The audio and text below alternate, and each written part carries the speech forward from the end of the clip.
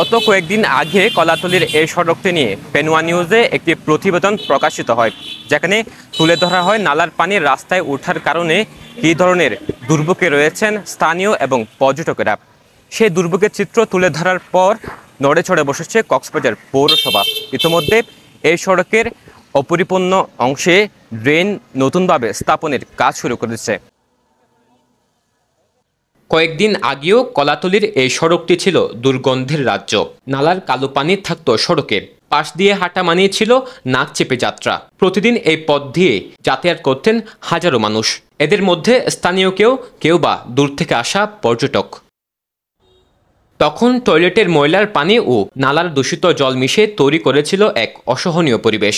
স্থানীয়দের দুর্ভোগের চিত্র তুলে ধরে পেনুয়া নিউজে প্রচারিত হয়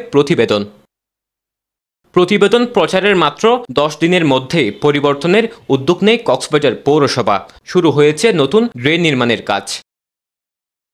তৎকালীন আওয়ামী লীগ সরকারের আমলে এই সড়কের অর্ধেক অংশে ড্রেন নির্মাণ হলেও অদৃশ্য কারণে কাজ থেমে যায় মাঝপথে। ফলে যে অংশে ড্রেন হয়নি সেখানে পানি জমে দীর্ঘদিন ধরে চলছে চরম দুর্ভোগ। এখন সেই অপরিপূর্ণ অংশে নতুন করে ড্রেন নির্মাণে নেমেছে পৌর কর্তৃপক্ষ। দীর্ঘদিনের এই ভোগান্তি কাটিয়ে অবশেষে স্বস্তির নিঃশ্বাস ফেলেছেন কলাতলির স্থানীয়রা। এখন স্বাচ্ছন্দ্যে স্কুল যেতে পারবেন আশাবাদী কোমলমতি শিক্ষার্থীরা। যে দুর্ভোগ, যেটা কক্সবাজার ব্যস্ততম শহর, যেটা মেন ড্রাইভ রোডের ব্যস্ততম, এখানে যে প্রশাসক মহোদয় কাজটা দ্রুত শুরু করেছে, এটার জন্য আসলে ধন্যবাদ দিতে হয়। আর পেনুয়া নিউজকে অবশ্যই ধন্যবাদ দিতে হয়। এই কারণে তাদের নিউজের ভিত্তিতে দ্রুত সময়ের মধ্যে কাজটা শুরু হয়েছে। আমি আশা করি দ্রুত সময়ের মধ্যে এই কাজটা যদি সম্পূর্ণ হয়, জনদুর্ভোগ থেকে শুরু করে পর্যটন নগরী কক্সবাজার শহরে যে লক্ষ লক্ষ পর্যটন আসে, তাদের জনদুর্ভোগ কমবে বলে আমি আশা করি। আনন্দ লাগতেছে, কষ্ট থেকে আমরা যে মুক্ত হচ্ছি। আমাদের ছেলেমেয়েরা কেজি স্কুলে পড়ে, তো এরা ঠিকমতো যাওয়ার সময় ময়লা পানি রাখতো, এদের পোশাক নষ্ট হয়ে যেত।